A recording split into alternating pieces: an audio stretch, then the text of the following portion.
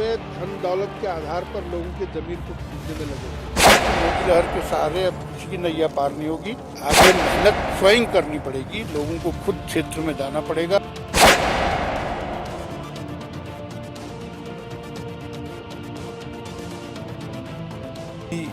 कांग्रेस कभी ऐसा सोच सकती हो? बहुत से काम ऐसे हुए हैं जो ऐतिहासिक काम हैं, कांग्रेस उसके बारे में विचार भी नहीं कर सकती है। प्रदेश अध्यक्ष अपने मुख्यमंत्री के 4 साल के कार्यकाल को कैसा देखते हैं? में साठी पुल एक बहुत ऐतिहासिक मामला है। वर्चुअल चल रहा है, ऐसे में अब कार्यकर्ताओं को, जनता को आपका क्या मैसेज है? इंटरव्यू विद गौरव गुप्ता में आपका स्वागत है। आज हमारे साथ हैं खास मेहमान भाजपा के प्रदेश अध्यक्ष बंशीधर भगत जी। बंशीधर भगत जी का हाल ही में 1 वर्ष का कार्यकाल पूरा हुआ है। सीधे बात करते हैं। बंशीधर भगत जी, सबसे पहले हमारी ओर से आपको 1 साल के अच्छे कार्यकाल के लिए शुभकामनाएं। और सबसे अच्छी बात यह है कि ये से इत्तेफाक कहिए या कोई इंसिडेंट कि आपका 1 साल का कार्यकाल पूरा हुआ है और आपके राष्ट्रीय अध्यक्ष का भी 1 साल का कार्यकाल पूरा हुआ है। हाल ही में आप राष्ट्रीय अध्यक्ष से मिलकर भी आए हैं। 1 साल के कार्यकाल में किस तरह का सफर तय किया आपने, किस तरह से पार्टी के कार्यकर्ताओं को साथ लिया और क्या खट्टे मीठे अनुभव आपके रहे हैं? पहले तो बधाई देने के लिए बहुत बहुत धन्यवाद। 1 वर्ष में लगभग 6-7 महीने का तो कोविड-19 के कारण से समय बर्बाद हो गया।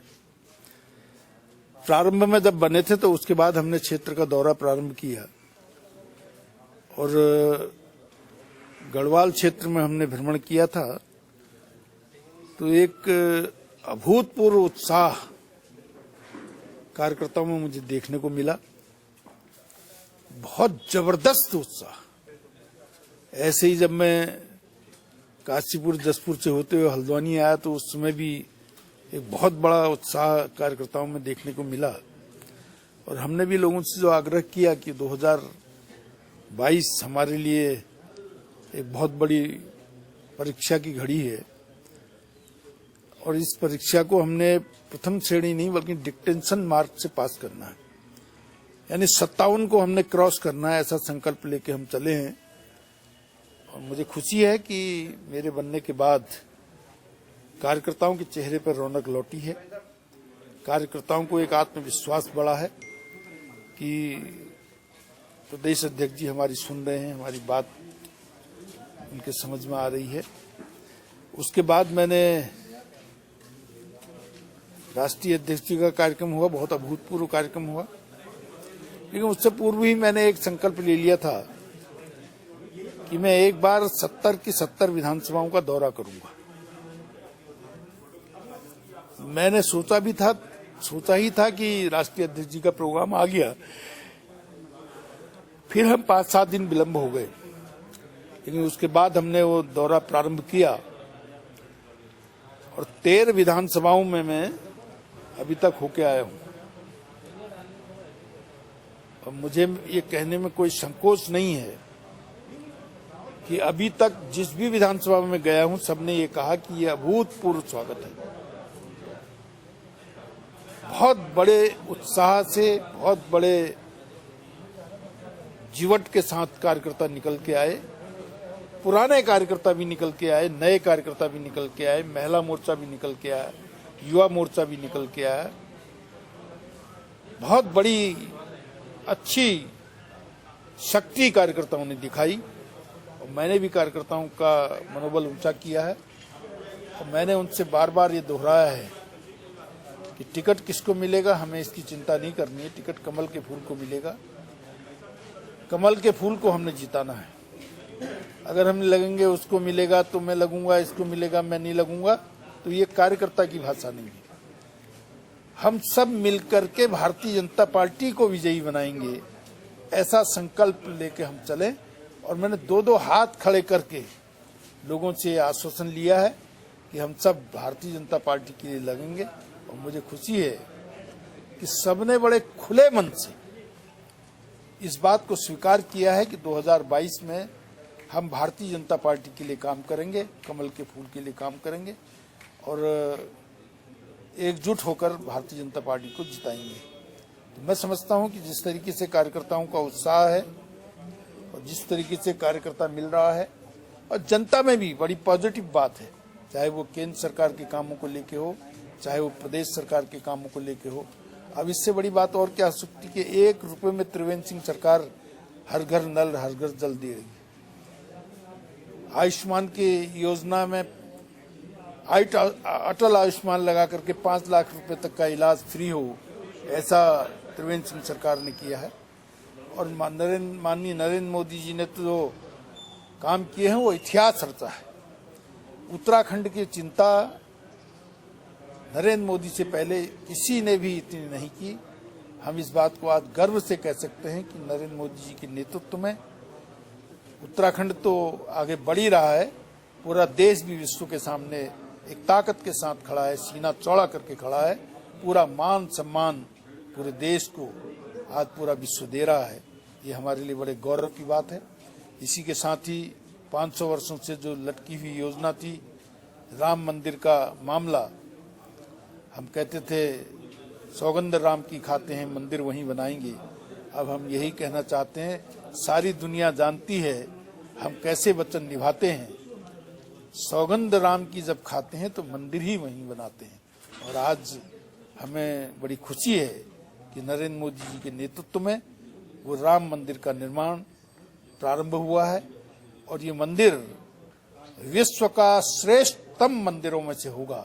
ये मंदिर आस्था का एक बहुत बड़ा केंद्र बनेगा, ऐसा मैं मानता हूँ। उत्तराखंड में भी चारों धामों में नया जो स्वरूप दिया जा रहा है, ऑल वेदर रोड से चारों धामों में जाने की जो सुगमता दी जा रही है, जिसके के कारण प्रयाग मार्ग से भी जो रेल यात्रा 4 धाम के लिए दी जा रही है, बहुत ही एक कहना चाहिए बहुत अभूतपूर्व ये काम हो रहे हैं। इसके कारण पूरे प्रदेश में जनता में खुशी है और कार्यकर्ता भी बहुत उत्साह के साथ है। हम ये दोहरा सकते हैं कि इस बार हम 57 को क्रॉस करेंगे, 60 का हमारा टारगेट है। अध्यक्ष जी, आप कह रहे हैं 57 को क्रॉस करेंगे, 60 का आपका लक्ष्य है। मगर कांग्रेस की पे बात पर मैं आऊंगा, मगर उससे पहले एक राजनीतिक दल हाल ही में उत्तराखंड में प्रवेश किया है, वो है आम आदमी पार्टी। मनीष सिसोदिया अरविंद केजरीवाल के विकास कार्यों की श्रृंखला लेकर आते हैं और आपके सरकार के मुखिया को मदन कौशिक को चेताते हैं कि 5 काम बता दो। एक बड़ी प्रेस भी करते हैं और मदन कौशिक नहीं दिखाई देते हैं। क्या लगता है कि ये 57 का जो आप प्रॉमिस कर रहे हैं या 60 की ओर जाने की बात कर रहे हैं, इसमें एक अड़ंगा आम आदमी पार्टी लगाएगा? क्योंकि दूर तक नहीं। मदन कौशिक को उन्होंने कहा था, तो मदन कौशिक ने कहा था मैं दिल्ली में आके ही तुमको बताऊंगा कि दिल्ली के बारे में तुम क्या कह रहे हो और दिल्ली क्या है। लेकिन उन्होंने दिल्ली में मिलने का साहस नहीं किया, वो खामखा यहाँ आ गए। तो मदन कौशिक जी ने तो बड़े दमदारी के साथ कहा कि तुम शिक्षा की अस्पतालों की बात करते हो, मैं दिल्ली में दिखाऊंगा क्या अस्पतालों की स्थिति है और क्या स्कूलों की स्थिति है। लेकिन उन्होंने स्वीकार नहीं किया। लेकिन जहां तक मैं सोचता हूं कि उत्तराखंड की जनता बहुत ही पढ़ी लिखी है। स्थानीय स्तर पर जो उत्तराखंड क्रांति दल था वो जब नहीं दिखाई दे रहा, तो ये तो कहीं से कहीं तक कोई मतलब ही नहीं होता। आज उत्तराखंड में 2 राजनीतिक दल हैं, कांग्रेस और भाजपा। कांग्रेस की स्थिति क्या है ये सर्वविदित है। कांग्रेस अपने आप में जूझ रही है, कांग्रेस अपने अस्तित्व की लड़ाई लड़ रही है, अपनी धरती के लिए लड़ाई लड़ रही है। भारतीय जनता पार्टी एक फूलती फलती पार्टी है और श्रेष्ठ विश्व की श्रेष्ठ पार्टी है। कार्यकर्ता पूरे मनोबल के साथ खड़ा है, बहुत उत्साह के साथ खड़ा है। इसके लिए कोई किसी का बीच में एंट्री नहीं है। भारतीय जनता पार्टी पूरे मनोयोग से सरकार बनाएगी।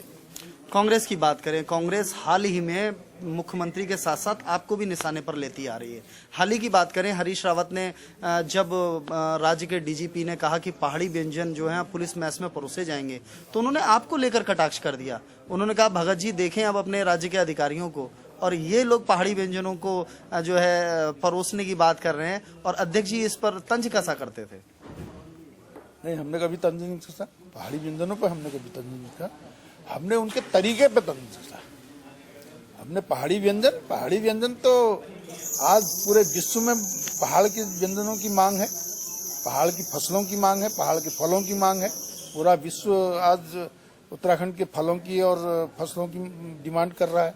पहाड़ी व्यंजन के लिए हमने कभी कुछ नहीं कहा, लेकिन जो उनका तरीका है कि हर बात को राजनीतिक रंग देना, उस पर हमने तंज कसा।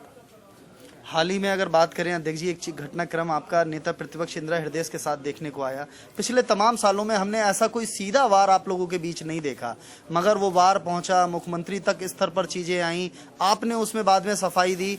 मौजूदा समय में क्या लगता है आपको कि इंदिरा हृदय जिन चीजों को लेकर या अपने संगठन में जिन चीजों को लेकर आगे बढ़ रही हैं, कहीं ना कहीं उसके कारण ऐसी चीजें सामने आ रही हैं, या आपने जो शब्द कहे जिसके लिए आपने बाद में वो शब्द वापस लिए, कैसे घटनाक्रम तब्दील हुआ? मैंने कोई खराब शब्द नहीं कहा, मैंने बाद में शब्द ये कह के वापस लिया कि अगर उन शब्दों से किसी को पीड़ा होती है तो मैं निसंदेह हृदय की गहराइयों से उन शब्दों को वापस लेता हूँ। इंदिरा हृदय जी वरिष्ठ हैं, मैं उनका मान सम्मान करता हूं, लेकिन एक मजाक के तौर पर कोई बात कही गई थी, उसको गंभीरता से नहीं लेना चाहिए था। लेकिन उनको आघात हुआ तो हमने उसको वापस ले लिया, तो बात गई, बात खत्म, उसमें कोई दिक्कत ही नहीं। एक साल के कार्यकाल पर जब आपने पार्टी की कमान संभाली थी तो आपने कहा था कि बहुत देरी हुई है सरकार के स्तर पर कई चीजों की, जैसे कैबिनेट मंत्रियों के पदों की, विधायक को मिलने वाले दायित्वों की। अभी भी अब हम एक साल अब सरकार का बचा रह जाएगा। अध्यक्ष जी, क्या लगता है कि कहीं ना कहीं आला कमान सरकार तक संगठन का जो चीजें होनी चाहिए बतौर पार्टी अध्यक्ष, मुख्यमंत्री से जो आपको राज्य के पार्टी के लोगों के लिए चाहिए, विधायकों के लिए चाहिए, उसमें देरी हुई? नहीं, पूरा तौर पर सरकार और संगठन में तालमेल है। माननीय मुख्यमंत्री जी से लगातार बातचीत होती है। जहां तक मंत्रिपरिषद का सवाल है, ये उनके विवेक का प्रश्न है, वो जब चाहें जैसा चाहें वैसा कर सकते हैं, इस पर कोई टिप्पणी नहीं की जा सकती। बाकी अन्य मुद्दों पर सब हमेशा आपस में तालमेल है। अब विधायकों को दायित्व दिया जाएगा, ये कहीं पर लिखा नहीं है। विधायक है, ऑलरेडी दायित्ववान है। किसी और व्यक्तियों को देने की जहां तक बात है तो काफी मात्रा में हमने दायित्व दिए हैं। जरूरत पड़ी तो और आगे देंगे, जिसको भी देना की जरूरत पड़ेगी उसको देंगे। लेकिन कहीं कोई दिक्कत ऐसी नहीं आई है कि किसी को नहीं दिया है इसलिए वो चिल्ला रहा हो, ऐसा नहीं है। जो संभव था वो सबको दिया है, और मैं समझता हूं कि बहुत अच्छी मात्रा में दिया है, अच्छे लोगों को दिया है। बतौर पार्टी के प्रदेश अध्यक्ष अपने मुख्यमंत्री के 4 साल के कार्यकाल को कैसा देखते हैं आप? बहुत सुंदर कार्यकाल देखता हूं, बहुत ईमानदारी का कार्यकाल देखता हूं। बहुत ईमानदारी से काम किया है, परिश्रम किया है। सभी लोग, मंत्रिमंडल पूरा लगा हुआ है। हमने क्षेत्र का जो विकास किया है, शायद ही कांग्रेस कभी ऐसा सोच सकती हो। बहुत से काम ऐसे हुए हैं जो ऐतिहासिक काम हैं, कांग्रेस उसके बारे में विचार भी नहीं कर सकती है। जैसा मैंने कहा कि हर घर नल हर घर जल, 1 रुपए में कनेक्शन, 5 लाख रुपए का स्वास्थ्य बीमा, तुम्हारे गढ़वाल में चांठी पुल, एक बहुत ऐतिहासिक मामला है। तो सब मिलाकर 4 साल स्वर्णिम काल है, अच्छा काल है, ऐसा मैं मानता हूं। आखिरी सवाल, अब बतौर प्रदेश अध्यक्ष का जो आपका कार्यकाल है वो विधानसभा के चुनावी मोड में कन्वर्ट हो रहा है। आप हाल ही में अपने दौरे अभी फिर से लगाने वाले हैं, वर्चुअल चल रहा है। ऐसे में अब कार्यकर्ताओं को, जनता को आपका क्या मैसेज है? जनता को तो मैसेज देने की जरूरत ही नहीं है। जनता पूरी तरह से समझदार है, जनता पढ़ी लिखी है। उत्तराखंड शिक्षित लोगों का प्रदेश है, और यहाँ वो नहीं है कि उन्होंने कहा बहुत महीनों से नींद आया तो साबुन से नहला दिया तो लोग खुश हो गए। ये तो बहुत योग्य और पढ़ी लिखी जनता है हमारे प्रदेश की।